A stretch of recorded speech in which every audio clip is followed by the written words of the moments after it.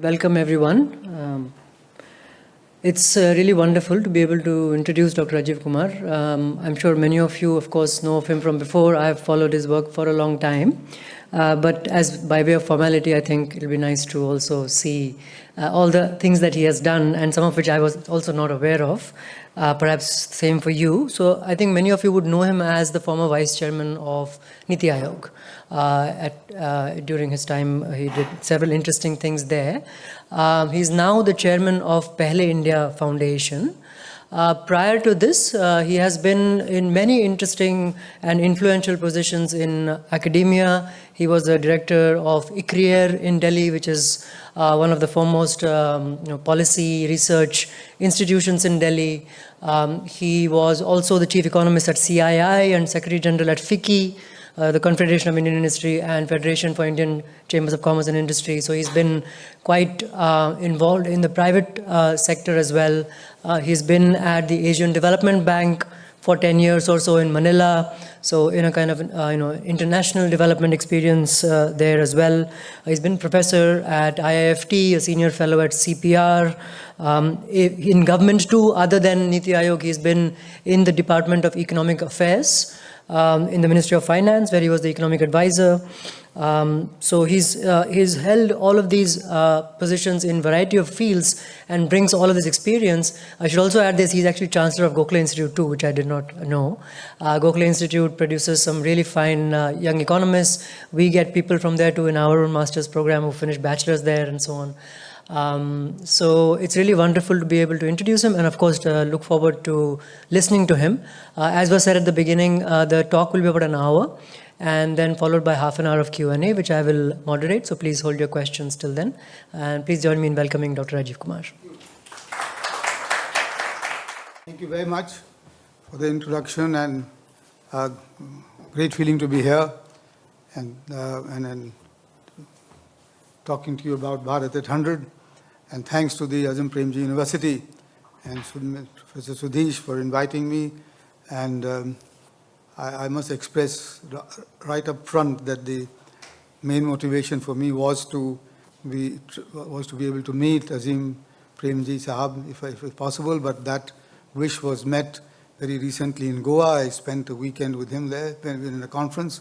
So therefore, despite that, I'm here because I believe that this lecture series is now well established as a partnership between the Bangalore International Center and the university. So glad to be here, and I think I should start off by explaining as to why this is Bharat at 100 and not India at 100. And this has got, let me start off right away by saying that it's got nothing to do with Hindutva. That's not the issue here at all. Bharat at 100 because I believe, and I hope you agree, that we, the India, and there is them, the Bharat. And unless, my belief is that unless Bharat improves in the next 25 years, we are not going anywhere. Because that's the big duality that we have in this country, which has existed, not only existed, but which has actually become sharper, if you like, over a period of time. So that's why I've called it Bharat at 100, because that's where the focus, that's where should our focus be. So there, going on from there, so this is what am I doing? So why at this time, that one is talking about it, and which is that in my view, this is a sort of very propitious, moment for our country. After 75 years of our development, this is a propitious moment both domestically and externally for India. For the first time, I think the world is looking at India as becoming a driver of global growth. And also we domestically now know that, we can be doing what our aspirations are, or we can be changing our destiny in some sense because of these following reasons that I've listed down here. And I was very fortunate that I was in the Ministry of Finance, Economic Affairs between 91 to 95, working with the team under Dr. Manmohan Singh and Montague as an economic advisor. And since then, I've observed the reforms that have taken place in the country. And it's wonderful to see that those reforms have continued, they have persisted. The pace might have been different, changes, but there has not been any reversal of those reforms which could have been in a democracy. So that's, now 91 to 5, now, we're talking about more than 30 years of that persistent reform structure. And then you have seen that in the last, 9 years that I've been fortunate enough to be associated quite closely with this, with the Prime Minister, who is the chairman of Niti Aayog, etc.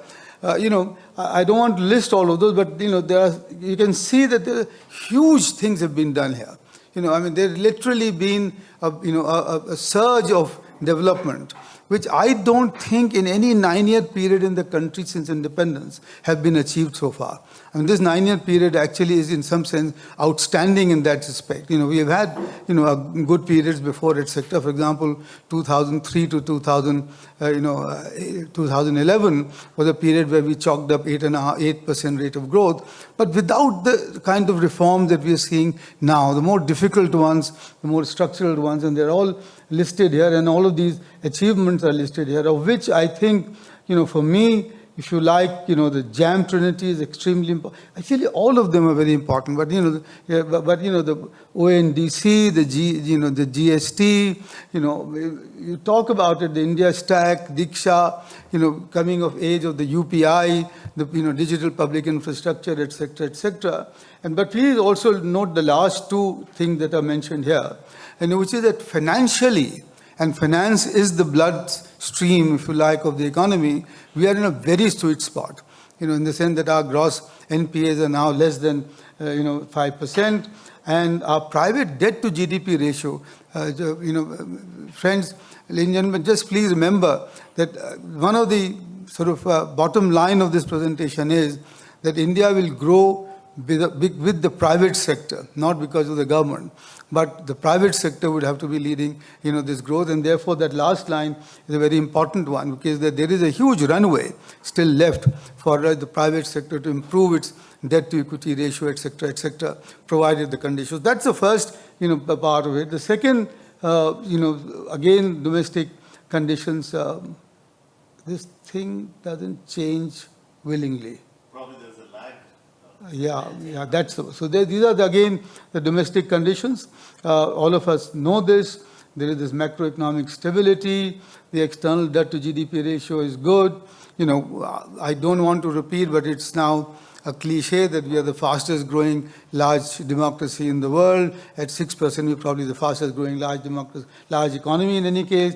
Our foreign exchange reserve, the one I used to be in charge of balance of payments in 1991 to 95, and I know that we had 2 weeks of reserves.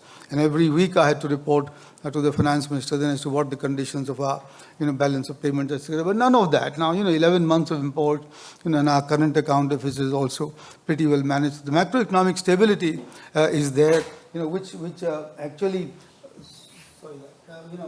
which is a big relief, to in the sense that in effect, the risk threshold of the economy has gone up because of the macroeconomic stability that we've got, there. And then we are on a rising GDP track. The GST revenues coming along, the tax to GDP ratio improving, the fiscal autonomy to the states that was given by the previous finance commission, that 42%, etc., devolved to the state government directly, and they don't have to depend on planning commission or the Niti Aayog for doing that. So all of that, I think, makes for a very strong foundation for us to spur the growth forward and achieve what we want to achieve. So that is, by the way, the extra bit on the domestic conditions, our demographic dividend. Because again, our the dependency ratio is very positive. Our working age population is very amazing at the moment. We will have the largest working population by 2047, which will be bigger than the US, China, and Europe or Japan all combined. Unfortunately, at the moment, but in some sense, there is a potential that our labor participation rate is less than 50%. Now that's just, it's not a good thing. And, and this whole category of self-employed is just far too big, for us. And that just means very low productivity, low income, levels. But that's the potential, if we can get it done, and then the female participation rate is 24%. In China, I think it's 73 or 83%. And the world average, I think, is much higher. So you see, there is a whole pool of human resources, to be tapped and to be brought in, and then to be, talented. So that can give us a big fillip, because you can get, your productivity growth rates in much higher if all this happens. So that's and that's available now, because all of these people today, after 75 years of our development, after the information revolution, after the social media, are now aware of what they want. That's also a risk in some sense, because that creates, the aspirations, etc. But that's, in my view, it's a huge opportunity. Because now for the first time, people in India, I belong to UP, and there I have grown up people saying, nothing will change, nothing will happen. And we are what we are, and therefore just go home and rest, on your poverty. Not that any longer. If you go to UP now, things have changed. Things are changing. People have got, as it were, the bit between their teeth. The southern states have been different for a very long time. But it's the northern states where this population is concentrated, in the states of Rajasthan, Bihar, UP, and Madhya Pradesh, where this change is beginning to happen, where there's an urge to improve oneself and become a part of the middle class. And that, I think, is a great, advantage, great positive opportunity going forward. Next, please. So the next one is the external condition that we've seen it before. The first one I've said is China plus one. Globally now, after 30 years of absolutely breakneck growth, etc., with the growth of FDI, people are now de-risking themselves from China. There's a de-risking going on. People want to diversify their investments, and there's a movement out. Even, Prime Minister Abe, I don't know how many of you remember, when I was in Niti Aayog, he had announced $2 billion as aid to Japanese companies who would want to move out of China. So that's the sort of, what's happening in the US and, and all of that, and Europe. Even Germany and Europe, who are very closely tied to the Chinese economy, are now beginning to pull out, and they are looking for destinations. And so that's a good thing going for us if we can make use of it. Vietnam, Indonesia, even Bangladesh are making use of it at the moment.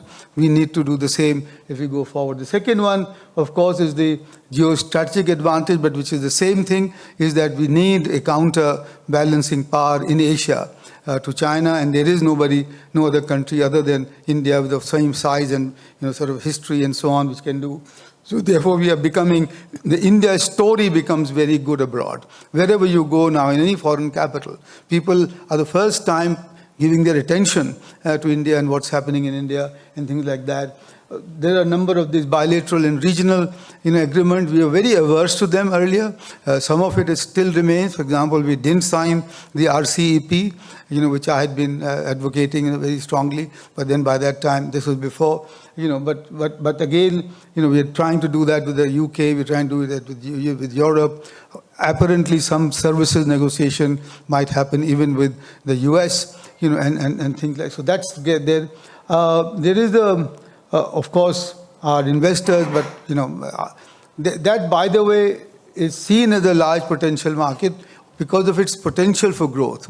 This is one sort of clarification I always like to give, that we are a large country but not a big economy.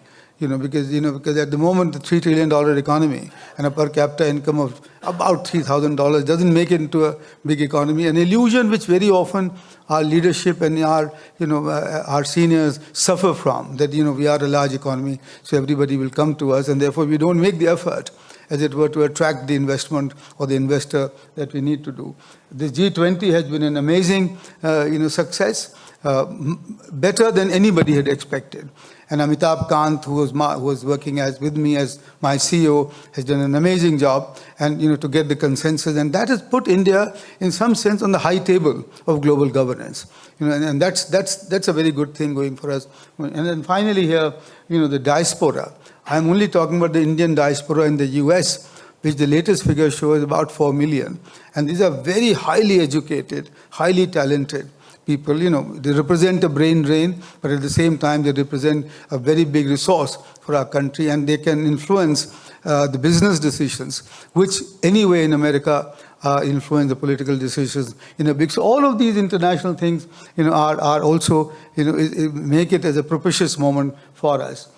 Next, please.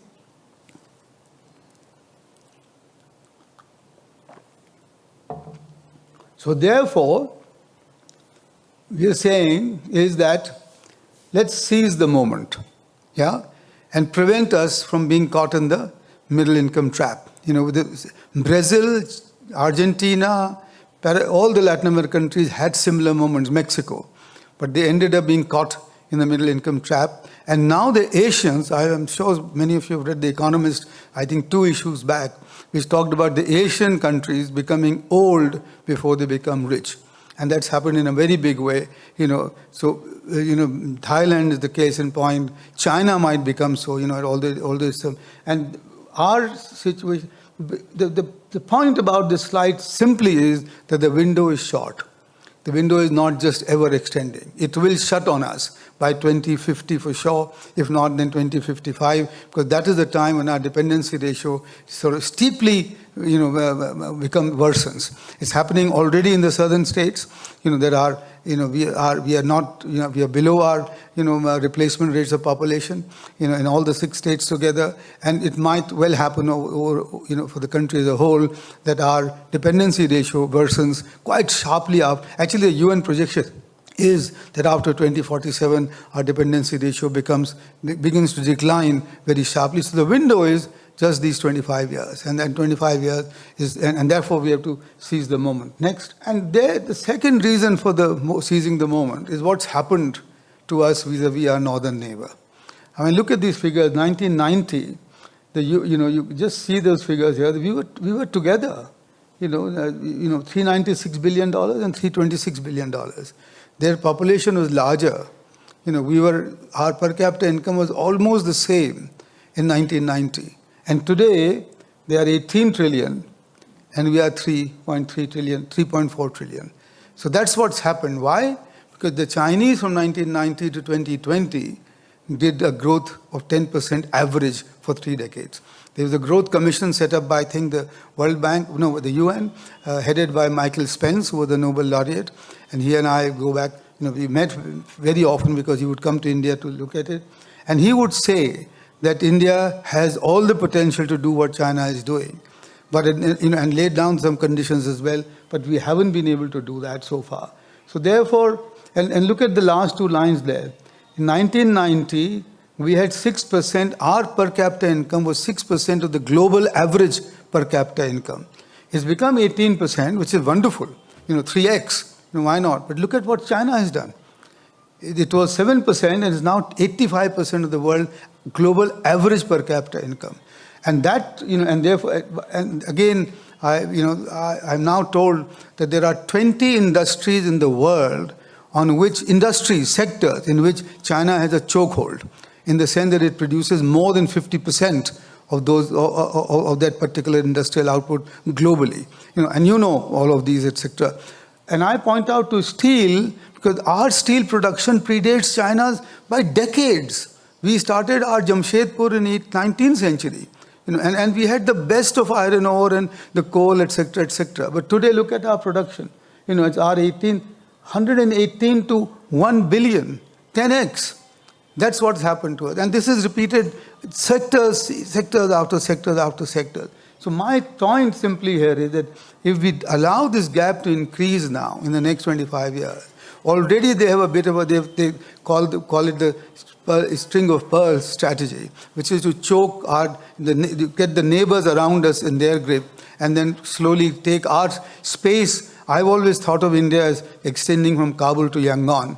to Rangoon, as we said. And, you have songs to say, film songs to, to denote that. Whether it is, the Pathan, or what is that wonderful Kabuliwala, or it's, the songs. But that was our space. That has been our space. You can find the Indian diaspora, you can find Durga temples in Rangoon, Yangon. You can find temples, or Buddha in Afghanistan. That space has been shrinking over the decades. And that's what we need to prevent. And if we don't, and we can't prevent that if this gap continues to increase. And this is, by the way, ladies and gentlemen, to me, almost an existential threat for us. Because once that pressure increases on our borders in different types, from the south and the north, etc., there is, of course, we know in our country that there is a centripetal tendency, but there is also a centrifugal tendency. We've always been that, or if you look at our history, that's what has happened. So therefore, we need to seize this moment as, now, as it were, and work hard, and work to do. So what does that imply? And that's the next slide, please. Please also notice the FDI, 83.5 billion, cumulative to 186, so 3 times. So the 4 conditions, in my view, of seizing the India moment is I laid down for you here, which is one, the ambitious aspiration. We don't think high enough. We don't think big enough. We are quite satisfied with what we have. And somehow, and I said this to Chief Minister Yogi in UP, that, Kabir produced this wonderful sentence, ki jab aave santosh dhan, sab dhan dhur saman. And, there you go. So I'm okay as I am. Now, well, whether that takes us, so what should be our aspiration? How to be aspiration? And then secondly is that the other thing there in the same part of the sentence, which is that you have to make development a public agenda. Prime Minister calls it the Jan Andolan. It is not for the government to do the development of the growth. If and when growth becomes a part of each one of our agenda, and that is what I give. Oh, sorry, yeah. Okay, yeah. And I give this example of our national movement. That the Congress was formed 1885. We went to carried on. Clubs, this, that, so on. It was only after Lokman Tilak gave the call, for the Swadhinta, and Mahatma Gandhi went and did what he did in Champaran. And after that, in 1942, the Quit India movement call, every Indian knew that he wants freedom.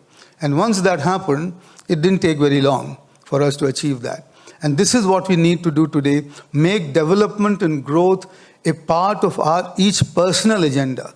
And ask that question all the time for each one of us, what am I doing for the country's growth and for the economic growth, which we unfortunately, I feel, still don't do.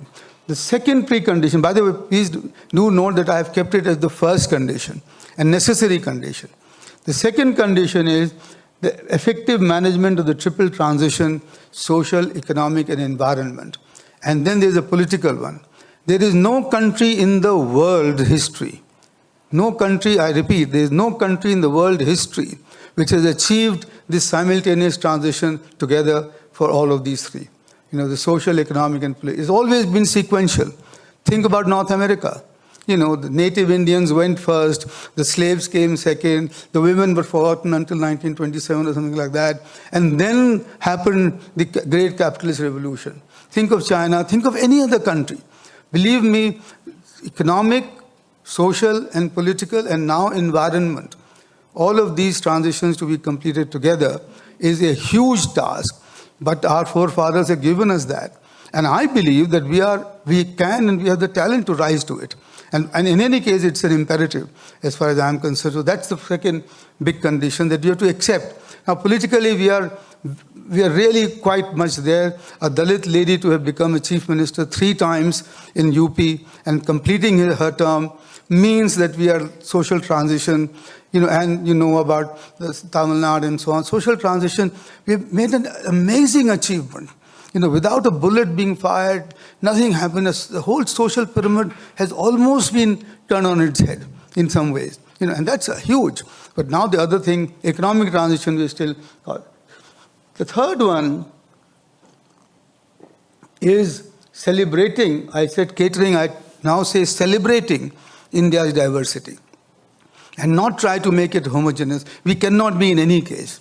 From Manipur to Gujarat and from Ladakh to Kanyakumari, we are bigger, we are more diverse, we are, than the whole of Europe from London to Moscow.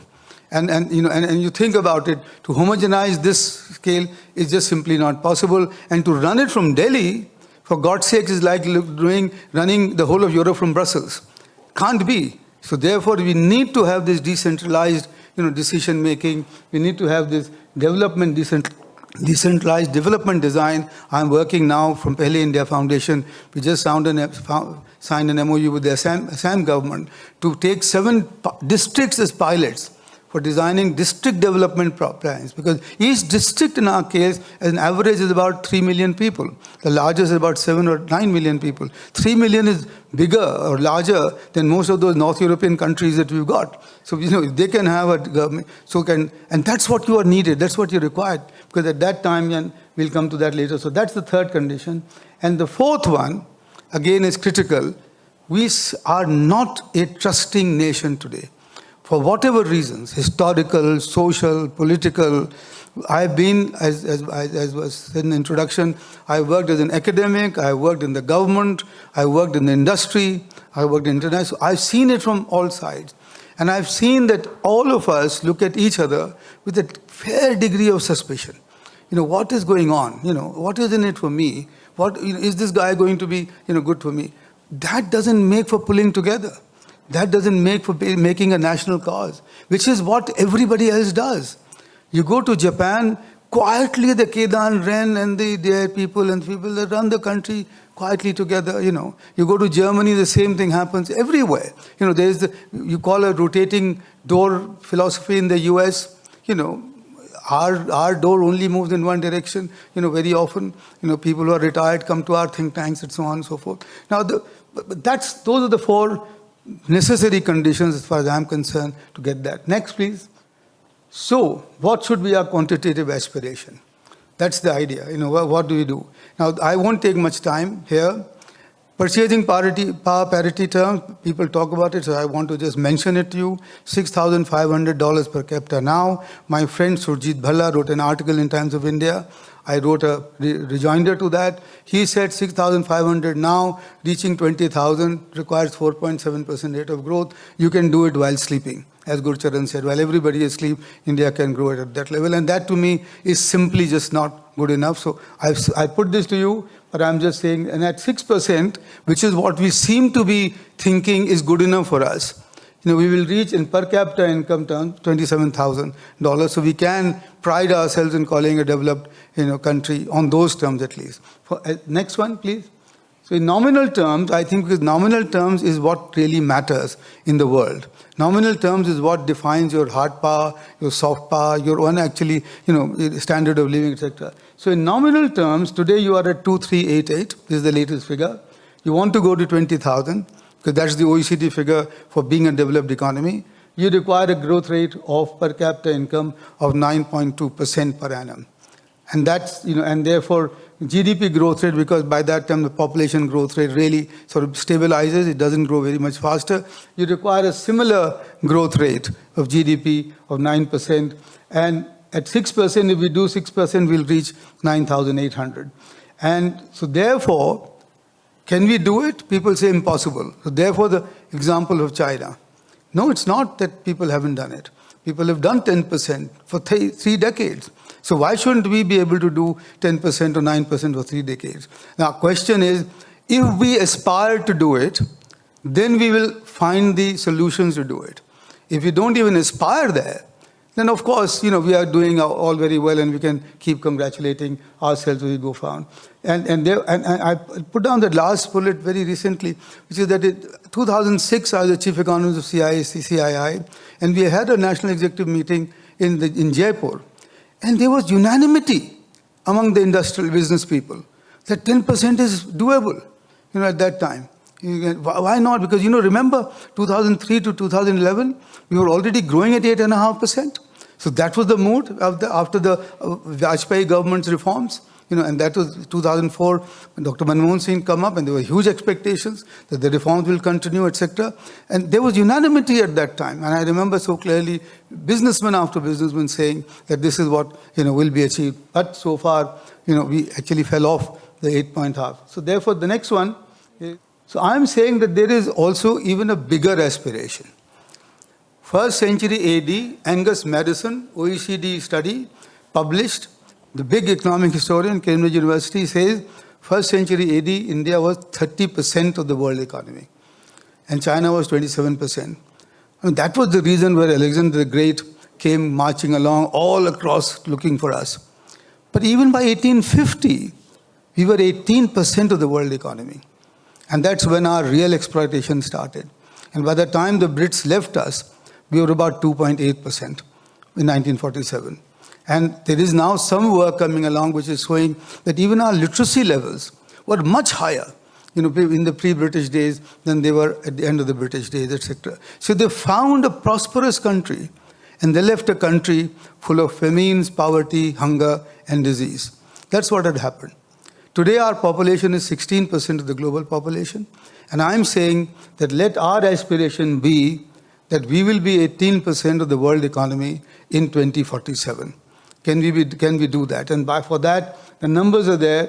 And if you go to the next slide, because this is all done in PPP terms, but if you go to the next slide, you will see that, by the way, look at the second last, 6.2%, you will achieve that in PPP terms. And I'm saying that's not good enough. You've got to do it in nominal terms. And that is where a CAGR of 9.75% per annum is required for you to do this. So, ladies and gentlemen, this is the case for aspiration. This is the case for me to say we have to do it, we can do it, and we must do it. Because if we don't do it, then you also have a history of people rising up in rebellion. And people, and because now, one of our books that Mr. Jaitley had released was titled Exploding Aspirations. Because now our country is in that situation where our younger generations, their aspirations are exploding at all levels of our population. And if we don't achieve what is set out here, I think it'll be very difficult. But this is easier said than done, and therefore I need to now go into what the challenges are that we are facing, because that is what will, tell us the story. Next, please. So, by the way, this is, in some sense, a way out. And if you like to shorthand way out is the Kerala model of development. Kerala has achieved the human development indices of what the OECD countries have achieved already at very much lower levels of per capita income. And that is something that we can think about. That, well, why not that? Because I put this here simply because if you want to achieve $28,000, $23,000 in nominal terms, will the planet allow you to do it? Will your natural resources allow you to do that? Can you achieve it, while at the same time taking care of your environment? So maybe not. So maybe we have to think in a differently innovative way to say that, look, we will give to the people all that they need in terms of their welfare, all that the teams need in terms of their aspirations, but at a lower per capita income. But that will require a lot of new thinking, and that will also require something which we find very difficult, and which is that the proportion of public goods and services in the consumption basket is much higher than what it is. It cannot be done by a private consumption model that we have followed so far. And one of the big examples is, for example, housing. We have followed the Maggie Thatcher-Reagan model of private ownership of housing. And we have not created the workers' housing that is central to all of Europe and to China and to Korea and so on. But that's the sort of, and therefore what I've said is, yes, we have taken the first step in, next slide please. In Pehle India Foundation, we are trying to achieve this. As to what would that include? So we say, rather than talk about gross GDP, gross domestic product, let's talk about gross welfare product. Not go as far as Bhutan and say we want a happiness index, which, by the way, Professor Stiglitz and Amartya Sen were asked to do by President Macron. But at least have a gross welfare product. But these will be the components of that product. Growth in per capita income, of course. And here, look at the last bullet, which is the World Bank chief economist Francois Bourguignon said that about 10 years ago, that start measuring the growth rate of the last decile of your population, not the average. So if you do that and you combine it with this, that will give you the true measure of your quantitative growth. Then add to that progressive progress towards achieving net zero, so that's your target, that has to be done. And then educational benchmarks, what do and you have to define them, what you want to achieve, how do you want to achieve them, the health indicators, and then access to public services, which include parks, for example, maybe, or a riverine cuisine, and why not, and clean beaches, if you like. All of this to be defined and then given weights and then put into an index, right? That's the framework that you want to need, and then maybe use that to compare states within India as to how we are doing. This is what we did in Niti Aayog very successfully, and that caused a lot of feathers to be unruffled and so on. But that's the way maybe. But this is not easy. As I said, we've just started work on it, and we want to develop this, but it's a much bigger task that we go forward. So that's the innovative India way forward. You don't want to go the quantitative way?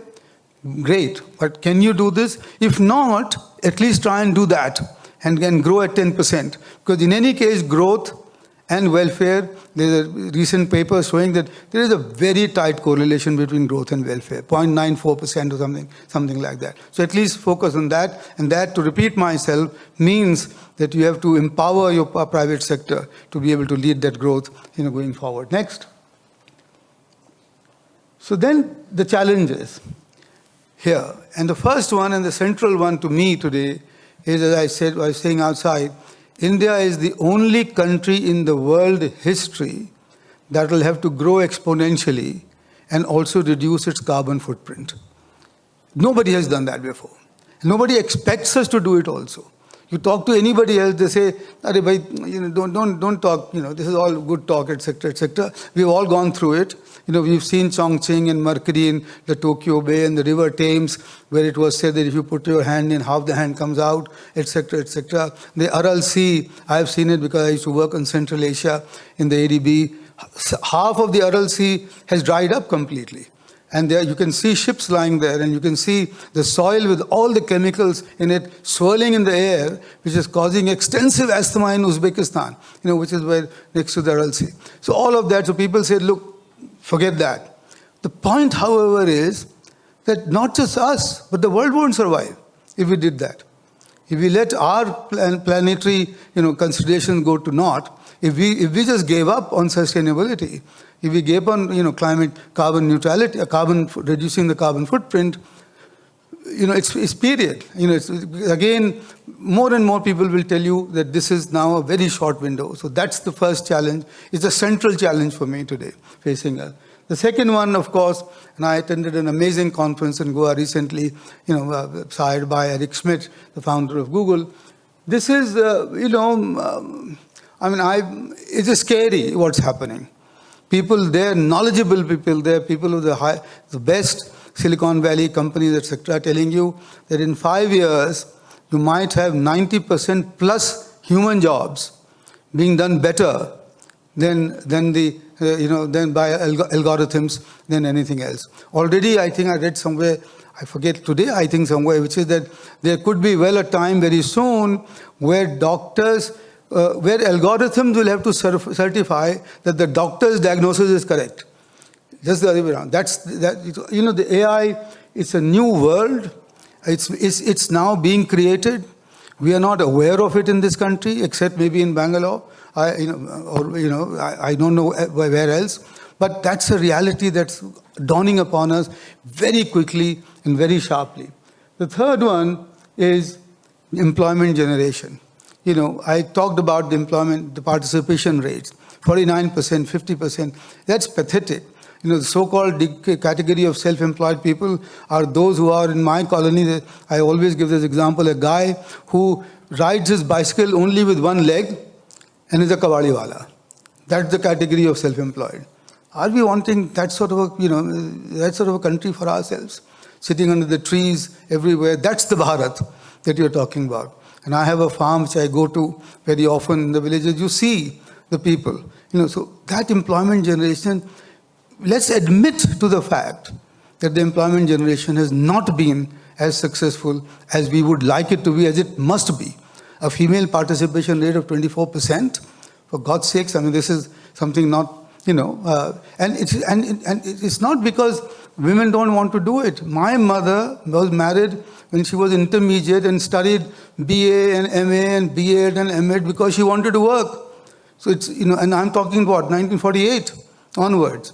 So it's the desire has been there, but the conditions have not been there. So that employment generation is there. And the next one, AI I don't want to repeat, is that this large-scale migration model of the Chinese variety, that 400 million people move from the coast to the central and the western districts at every lunar festival. Think of it happening at the Chhat. That 500 million Indians, move from here to East UP and Madhya Pradesh. Not sustainable because of our diversity. So therefore, we need to create the jobs where people are. And therefore, we need to follow what President Kalam did and along with the Professor Indresan, with IIT Bombay. They wrote that book, wonderful book called Pura. And I've seen some of it in operation.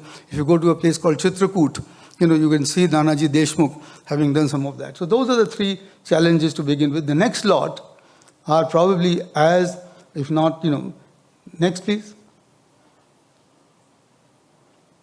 So diversity I've talked to you about. Goa and Bihar, per capita income of 10 to 1.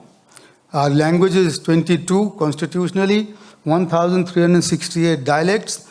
I think somewhere I just read that there's a 35% chance that two Indians, when they meet each other, won't understand each other because the dialects are different, and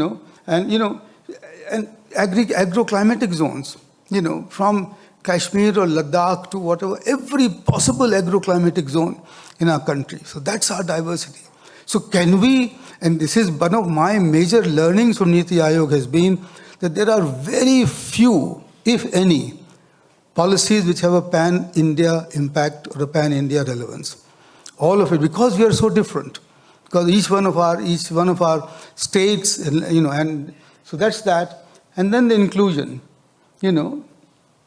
whatever we might say, we are not an inclusive society so far. That's, as far as I'm concerned, that's clear to me on multiple counts, in many possible ways. Yes, it's beginning to improve. The JAM Trinity has helped. 313 schemes have been transferred to direct benefit transfers in the banks. The UPI is helping. All of that is beginning to, but yet today we are not an inclusive society. Just for one fact, the access to quality education. What percentage of children have access to that quality education? Think of it. And that itself is big enough number to produce the Satya Nadellas of the world. But think, or 20 heads of 20 MNCs in the world. Think of if other 90%, those which are categorized by ASAR as having not being able to do in the class 2 things in their class in 5, if all of them had that opportunity, what would we do? And the most recent finding, and I'll give you that example later on, so let me come to that, and the income inequality. Again, it's just, I'm not a socialist, I was at one stage. That's because every young man should be a communist, if he's a young man, otherwise, but that famous saying, right, that you should be a communist when you're young, but if you're a communist, even if you're old, then you are a foolish man, so which I am not, thankfully. But the point is that there is this huge wealth inequality in our country. And that doesn't have the inequality, but for God's sakes, improve the delivery of public goods and services so that everybody else can enjoy a similar level of life and access to quality.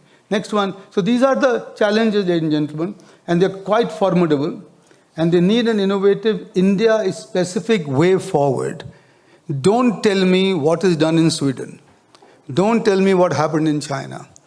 Don't tell me what's happening anywhere else. Please get into the ground realities and find the way forward for me here. And for which we in Pehle India have actually got this kind of a diagram for ourselves, that we need to work on all these sectors, and in these sectors, I don't want to go into detail because each one can be a lecture in itself, if you like.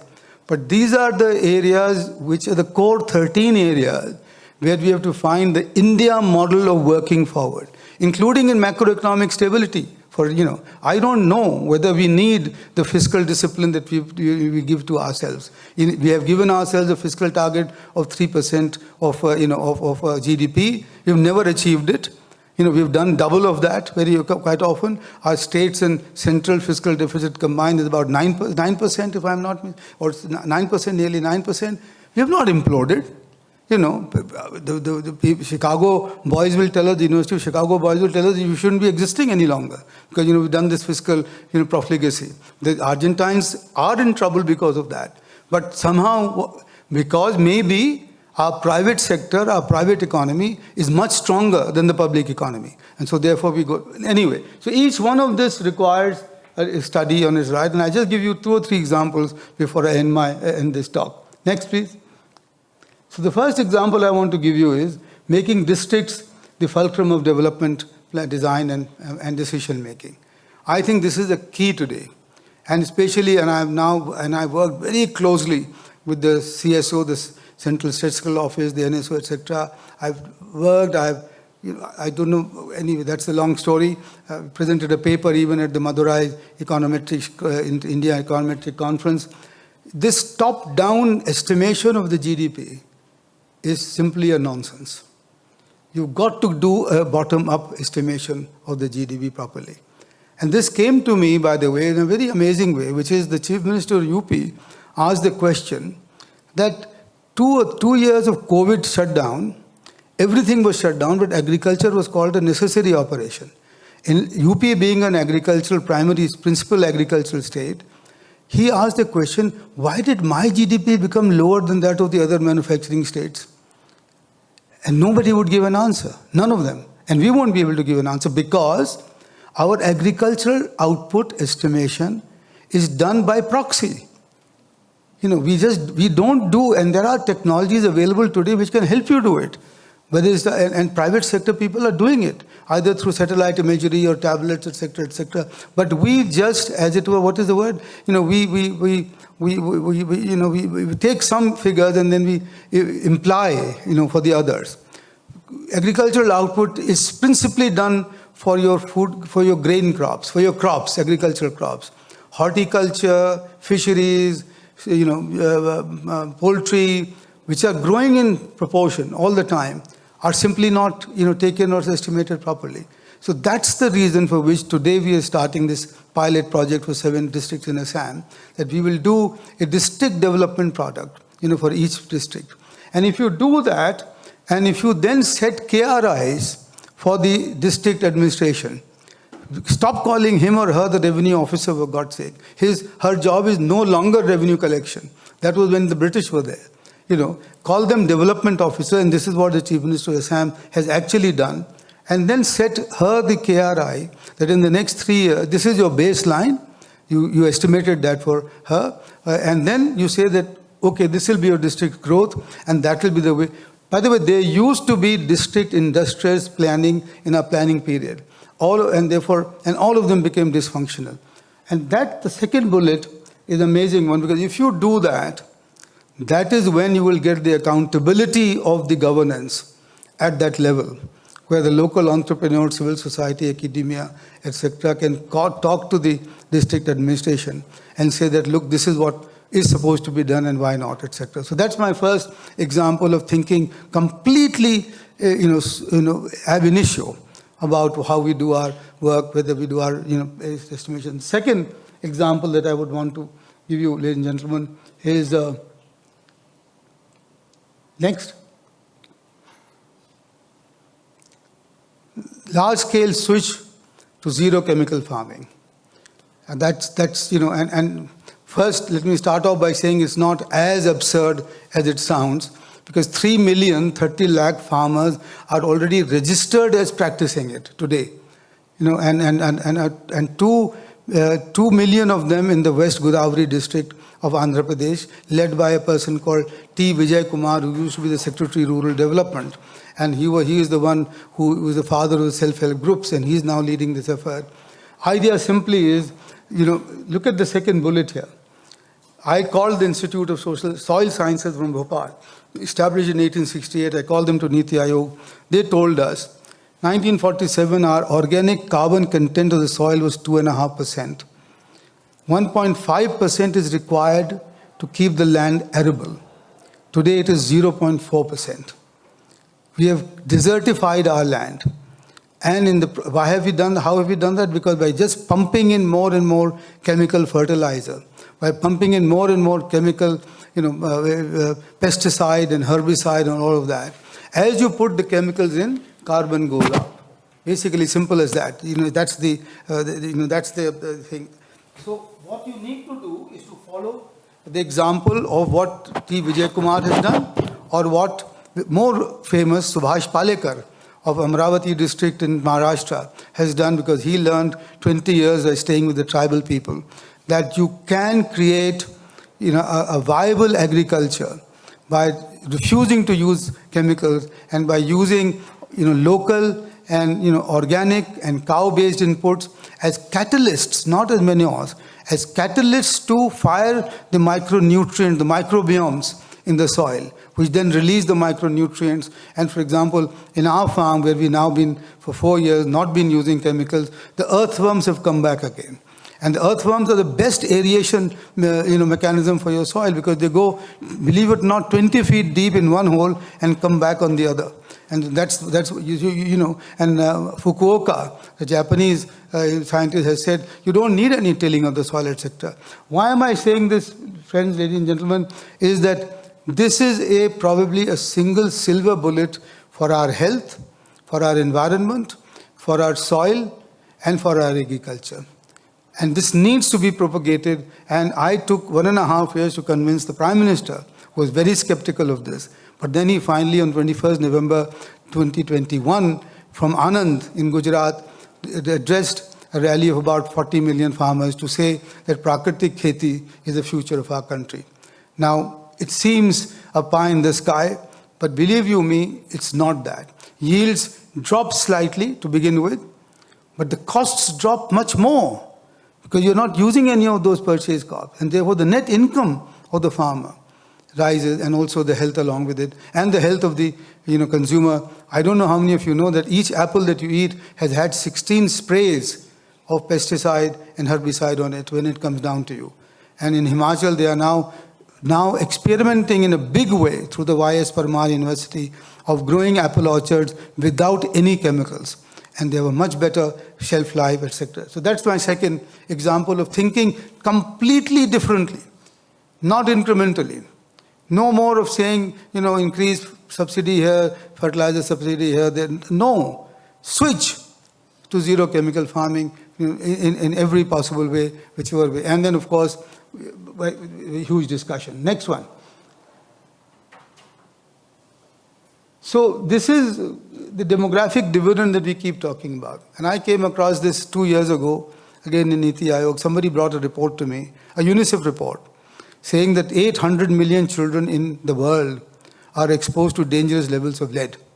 And we all thought that once you de-leaded the petrol, the problem was solved. And out of those 800, 270 million exist in this country. And dangerous exposure to dangerous levels of lead, more than 5 milligrams per deciliter of blood, causes permanent brain damage. The frontal cortex doesn't grow the way it should grow. And that's what's happening to our children. And so therefore now, and I became a part of the international working group, etc., etc., we have now formulated this project called the Lead Elimination Action Project. And we are committed, at least in Pehle India Foundation, to do this. And we need to mobilize all the resources and then generate the awareness. People don't believe this at all. They think it's just a fast one that you're pulling out. And I got the UNICEF report validated by the National Environment and Engineering Research Institute, NEERI, in Nagpur, which is the CSIR lab. They came back saying, sir, these are underestimates. And by the way, the dangerous exposure to lead, not just children, but us seniors, it has a direct impact on the cardiovascular functions of our side. And where do they come from? Recycling of the lead acid batteries in the informal sector. They just rip it open, let the acid drop, take the lead plates out and recycle them. It leaches on into the aquifers. Paints, which still carry lead pipes in the old buildings, which are still there. Very, very sadly, in powdered turmeric. Lead oxide is the same color as turmeric, powdered turmeric. Be careful when you're using powdered turmeric. It has lead in it. Cosmetics, and aluminium utensils, and the US has got concerned because 3 million children in the US, in the Illinois, Michigan belt, were found to be, exposed to this. Plus the fact that a large amount of utensils, on various e-commerce sites produced here and other parts of the world are now being sold in the US, and all of them have some lead content. So that's my third example of saying that, look, if you, and there are Lancet studies now, and they're showing how the effect is. So it's there. It's not a made-up story. But how do we tackle it? And if we tackle it, can we not maybe triple, quadruple, 10x our demographic dividend? And combine this with access to quality education, which Asar points out, the Pratham reports points out. If you do that, 9.75% will be child's game for us. That's the story. And that's what I want to leave with you. That look, we need to aspire for that. All the conditions are there for us, and big but, we need to take cognizance of these challenges and start thinking on our own and not follow any model that we may have received anywhere. I am not impressed at all now by people who publish in Western papers and Western journals or come from Western universities.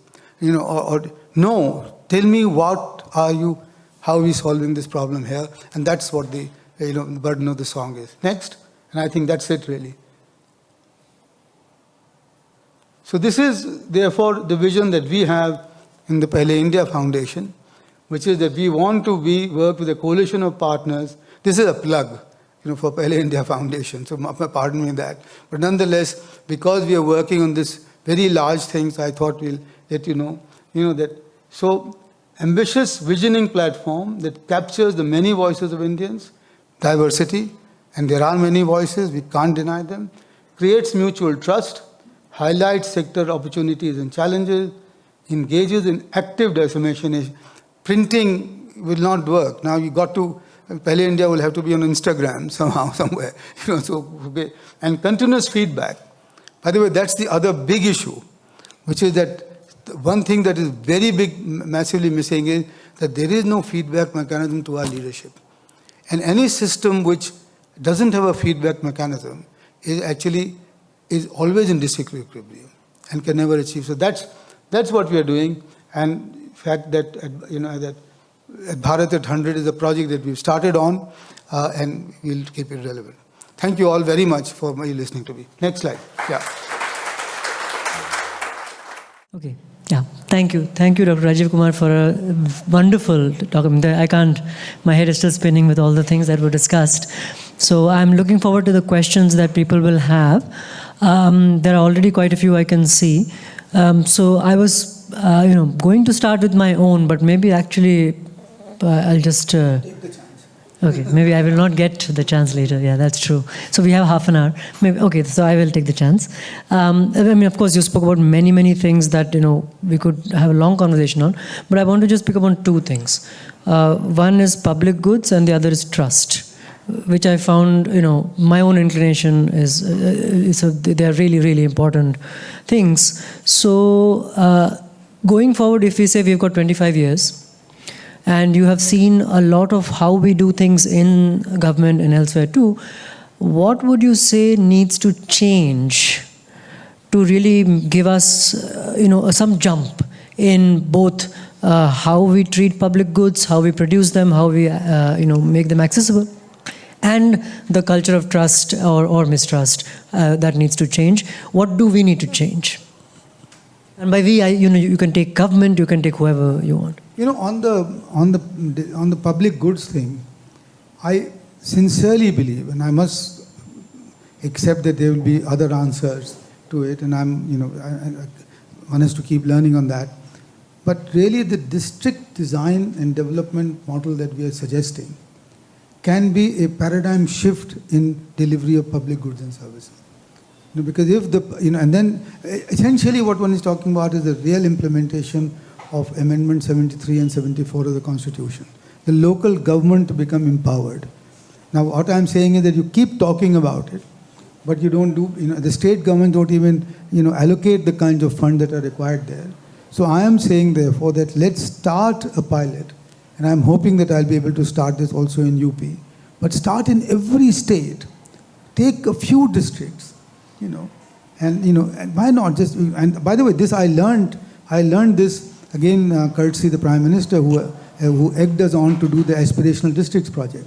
The 112 aspirational districts that Niti Aayog selected, and then we worked to show that without allocation of new resources, just by better governance, you can improve, that was his vision. And, that was told me that if you did this, the delivery of public, there are so much resources. My own, where I have the farm, the Hapur district, the district administration is probably 150 people.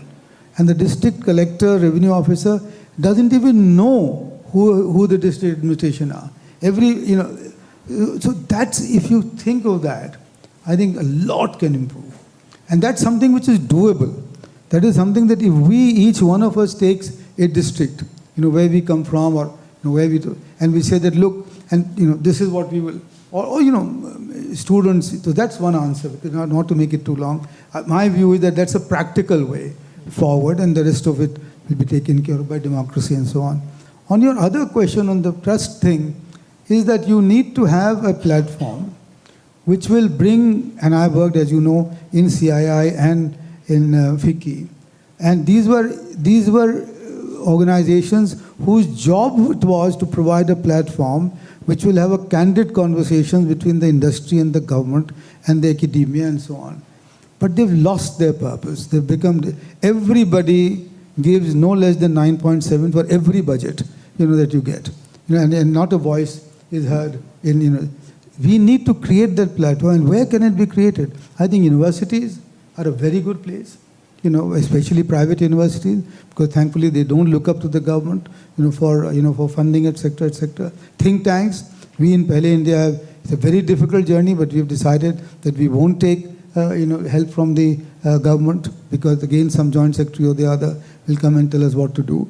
But that's a sort of place where you need to create a platform where monthly, even here, you can call, Chatham House rule meetings every month between representatives of the government, industry, academia, and civil society, and just start that conversation. And that is what will build trust. Because let's not try and build trust pan-India, because that's so difficult. Let's do it where we are, let's do it locally, and I think that's the way. So we need to create a platform where people will be able to speak their mind to begin with, and then take it forward from there. At the moment, even that doesn't exist. Nobody, nobody is playing the role. Yeah. Thank you. This is wonderful, and it's really good to see the push to the district level. I think the district level push is absolutely wonderful to see. So yeah, we'll open it up now. I'll start with the gentleman here, and then I'll come to you too. I think you'll have to come up to the microphone. Hello. Just one thing, in the interest of getting as many as possible, please keep your questions brief. Sure. Rajiv, fascinating talk. Completely agree with you that the game has to begin with high aspirations and belief that we can do that. And then we have to find our own solution. Nobody has educated 300 million children below 15 years of age, and so provide health at less than $1 per month kind of numbers. So we have to find our own solution. I believe technology is going to give some of that. But my question here is, and I love your aspiration and numbers. We are very proud of our democracy. But the other side of the coin is the negatives of democracy. And these, I'll just take two as an example. Corruption, which is reducing our GDP by almost up to 2% per year. by some estimates. And second is take our education, which you pointed out so well. But because of political system, we can't take action on our primary school teachers and others because it's all just ingrained in that. How do we solve these problems as we go forward? And I can go on, but I want to keep my question short. Thanks, Vivek, for that. And, you know, the issue is, the reality is that there is no alternative to democracy for us, given what we are. There is no group large enough in our country which can create an autocracy, which will be acceptable to anybody, to everybody. That's the issue. We are, as I said, we are bigger than Europe. You know, and Europe, whenever they try to have a single unified rule in Europe, and it have not just failed, but failed at a huge human cost. You know, Soviet Union again is an amazing example, you know, of having all the 17, you know, states within them, central, you know, they were all disparate. And you see the kind of costs that have been borne. So there is no alternative to democracy. So the question then becomes, how do we make our democracy work better? So that's the real question. And for that, I think this is what we will try in Pehle India, which is to create an accountability framework somewhere, somehow. You know, so that, and that such an accountability framework that it is also in the public domain, you know. So, and this is why, again, sounding like a broken record, you know, the district is a good unit to start, you know. Maybe Tehsil is even a better unit to start. You know, after all, these are administrative areas, right? And there's a big machinery there, you know. For example, in the area that we have my farm near Bridge Ghat, I took it upon myself, you know, to visit all the Anganwadis in pathetic conditions, right? So I started asking, I can carry. But then I asked one of the companies, I don't want to name them, to say, Baba, you have a CSR. And so they restored them. And you should look at the, you know, faces of the children there. You know, that's the way to play. So we need to create a framework for making our democracy work for us, because our diversity is also a big strength, you know, and that's what we need to somehow cherish, but also build upon. So I think, therefore, very often said, the Singapore model, no. Forget the China.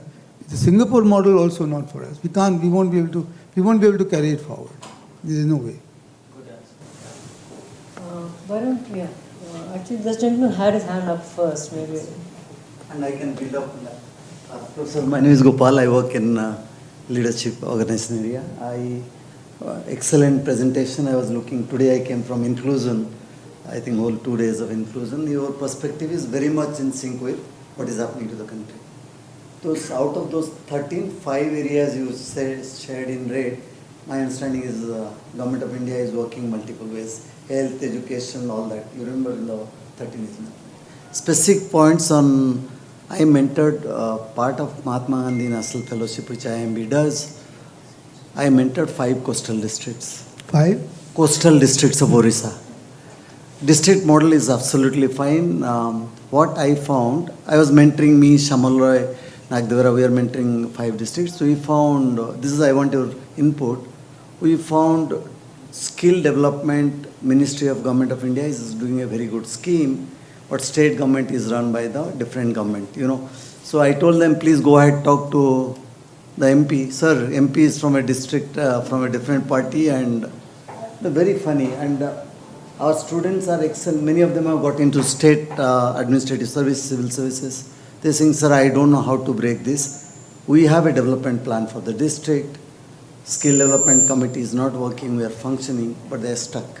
So there is almost a roadmap. Almost each of these districts have 2 to 3 crores investment. They will generate huge employment, but they're stuck. So I am seeing the crossroad between district administration and the center, and that is where many, if it is happening to coastal districts, I can understand what can happen in Koraput, Kalahandi, Balangiri. So this is on Puri, Cuttack, Jagatsinghpur, Baleswar, which are the most. So my in Odisha. In Odisha. And doctor, what you said is so true. Those 5 areas are the crust. There is a development plan. Dharmendra Pradhan himself came and met all these people. So center wants to bring the change, state government hopefully also wants to bring the change, but they're at crossroad. The word trust and collaboration. You're so right. I'm wondering if we are struggling, what will those people do and how will the change happen? I thought I'll just make this point and you. No, Gopal, what a wonderful question, and I have to be honest enough to say that I don't have an answer. Because I have not gotten into that deep practice that you are doing. But my only very humble suggestion, honestly suggestion is that you will find the answer in where you are working itself. And one of the generic answer would be to create this feeling of working for the national good in each one of us. So why should the MP from whichever party she is not be doing that, right? So therefore the first premise, the first necessary condition, which is that all of us have to make development a Jan Andolan. We have to imbibe, we have to infuse this feeling. Now what will that take? Then the next question is, how will that happen? And that is where the role of the public narrative becomes very important. That is where, why was Gandhiji writing articles every week in Swaraj? Because he recognized the role of the public narrative. Why is the Prime Minister doing Man Ki Baat, every month? And what are we doing for that? So if each one of us, thinks about so in a democracy, the public narrative is the key, right? So, for example, I've almost stopped writing now in the English press. I write in the Hindi press because, only 10% of us, read English, and so on. But but these are layers of questions. But you are asking the right question. And the thing is about that trust. And the trust, the premise of that trust is that you and I are working for the same cause. If we are not, then it's over.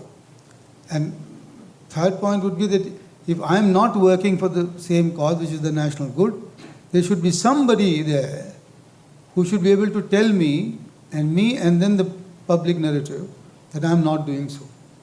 And that is the accountability framework. So there the two, and that accountability framework can be created, and it requires doing, and it requires, serious thinking. And most of the time when I meet people, with CSR fund, etc., they refuse to accept this as a project worth doing. Because they would much rather do the incremental, thoda education theek kar diya, thoda health theek kar diya. Baba, this is the fundamental reason for which you have to be doing that, because the governance is not working. If the governance is working as in the aspirational district, you would not require to do all these things. You would be doing much more R&D, which in India, is 0.8% of GDP, because the private sector doesn't do R&D. 80% of that 0.8% comes from the public sector. So it's all about, basically it's a question of how we are thinking in terms of what is good for our country. And for me it's very easy to talk like that, but thankfully I'm also trying to do something on the ground. The blue t-shirt. Sorry, I forgot.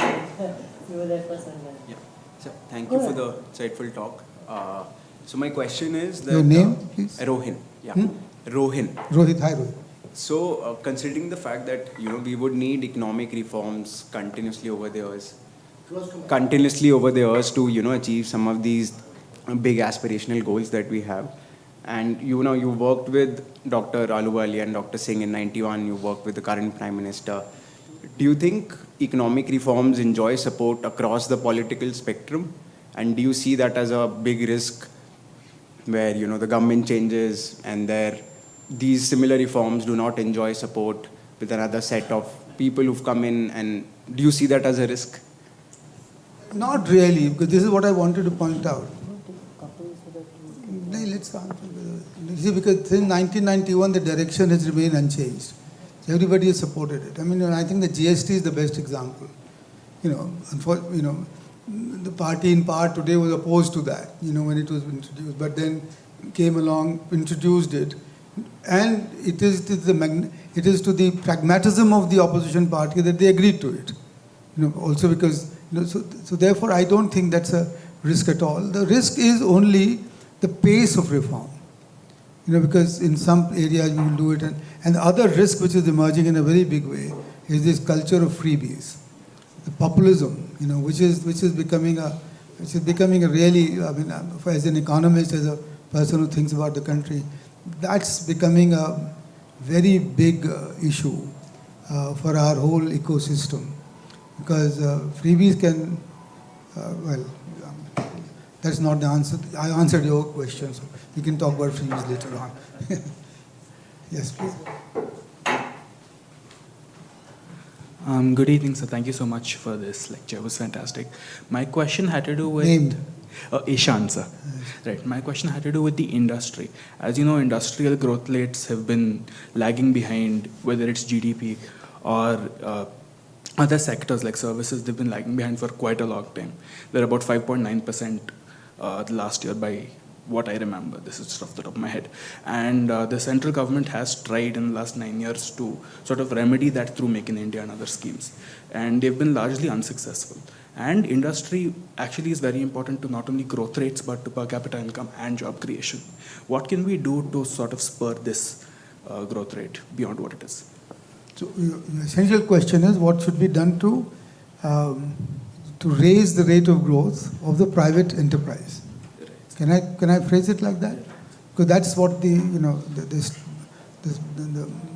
weakness has been, that even if you look at the credit growth rate from the banks, all of it has come to the retail sector, EMIs and cars and houses and so on.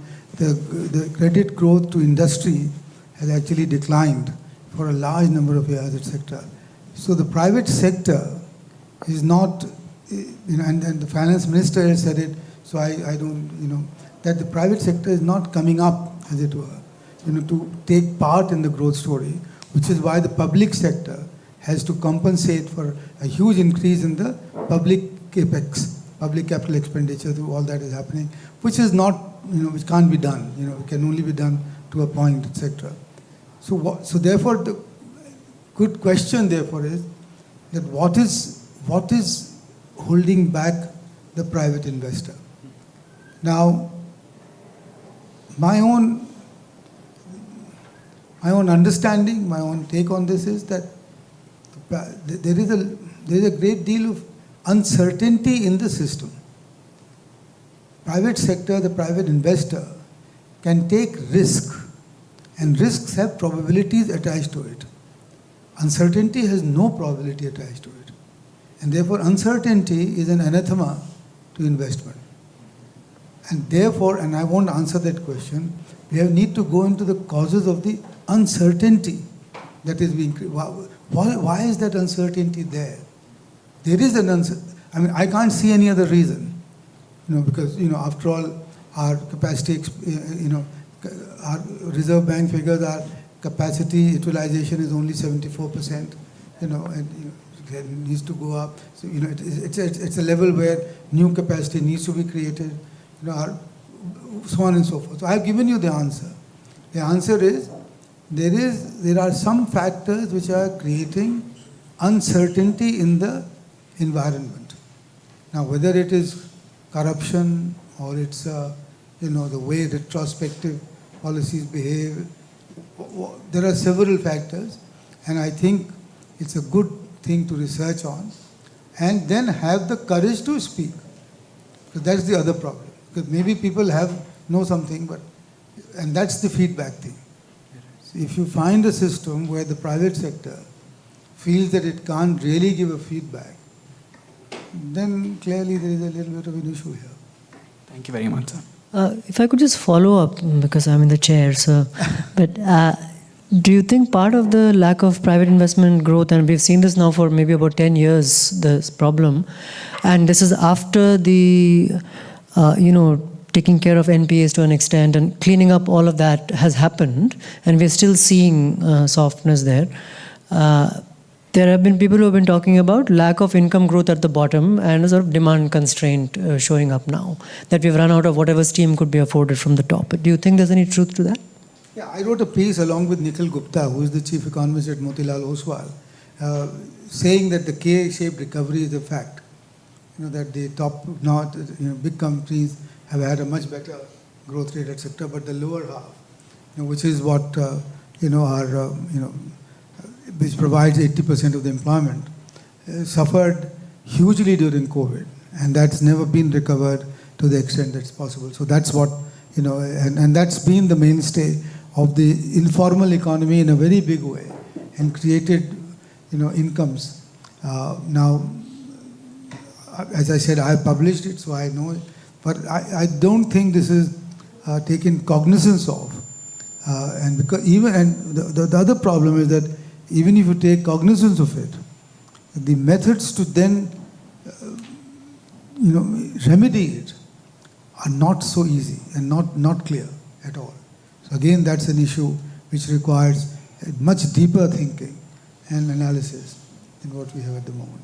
But the one thing that is for sure is that we should not be in denial about it, which I think some of us are, and therefore that doesn't help in any which way. Thank you. I think what we'll do is, in the interest of time, combine two questions, and that will wrap it up. So, sir, please, and then you. Yeah. My name is Ramesh Bhadauria. I wanted to ask that our dependence on oil import has always been very, very high. It's almost 80 to 85%. And when Mr. Modi took over as Prime Minister in 2014, we were very hopeful that way he was giving emphasis on solar power. But it has somehow in 9 years plus, it has not taken off. Like our import bill still remains for oil very, very high. Would you like, since you were part of the inner circle, would you like to throw some light on this?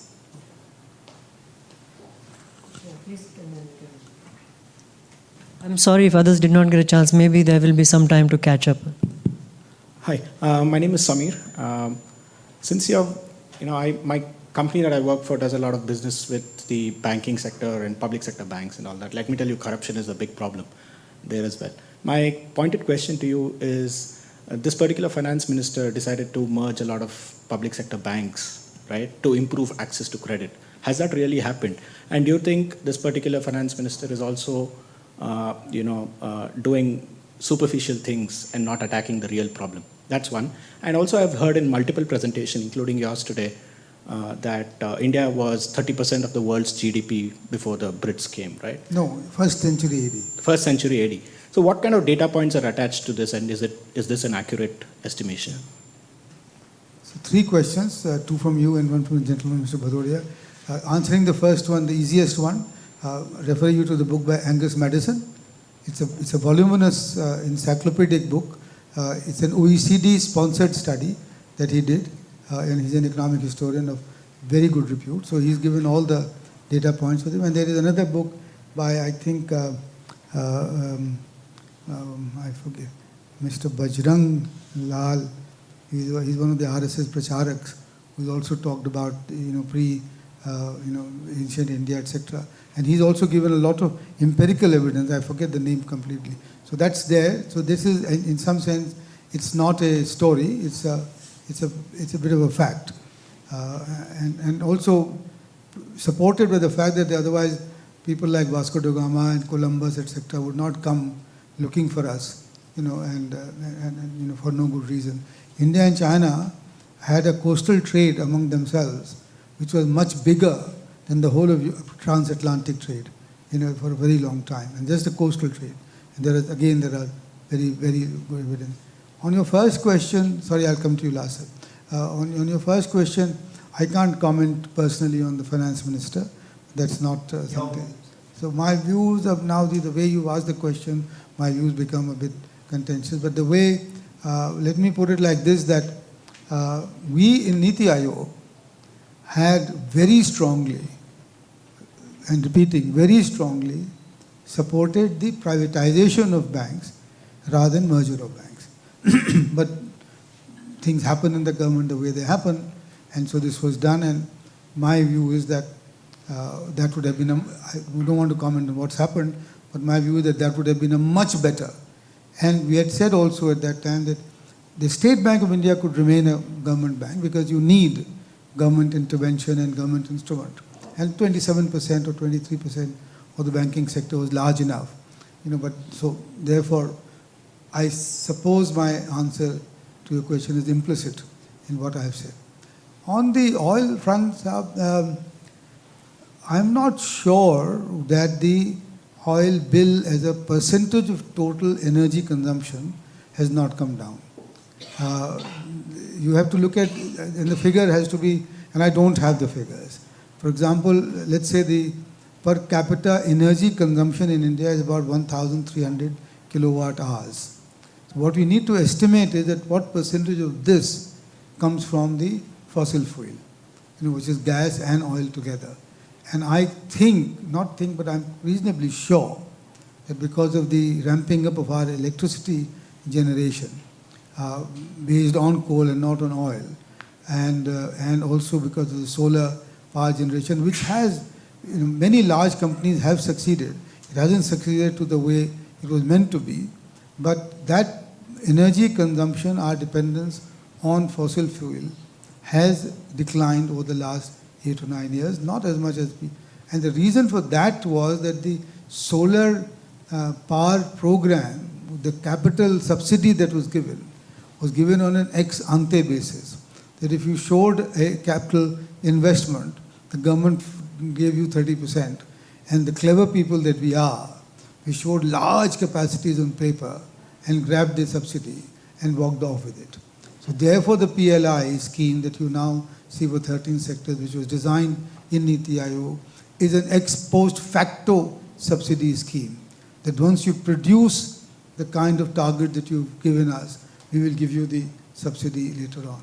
So that was the weakness in the way the solar power generation program was designed. I think the good news is now that some very serious companies are beginning to look at hydrogen as a source of energy for ourselves. And that's the breakthrough that we need to talk about. Not solar, not wind, and that's one. And the second part is that we can't do too much of renewable because of their seasonal fluctuating nature, because not enough attention has been given to storage technology and to the nature of the transmission and the grid that we require. Because if you, for example, do a lot of solar, all of it will be generated during the daytime. So what happens? So this is where we need to work much more as a country. Why should Elon Musk be the one working on storage technology? We should be the one, because we need to do what you're talking about doing. But I think it's declined. Sorry, one follow-up. Many times, I think... I'm getting a sign that no follow-ups. I'm sorry. Yeah, please. Yeah. Okay, well, thank you. Please join me in thanking Dr. Rajiv Kumar.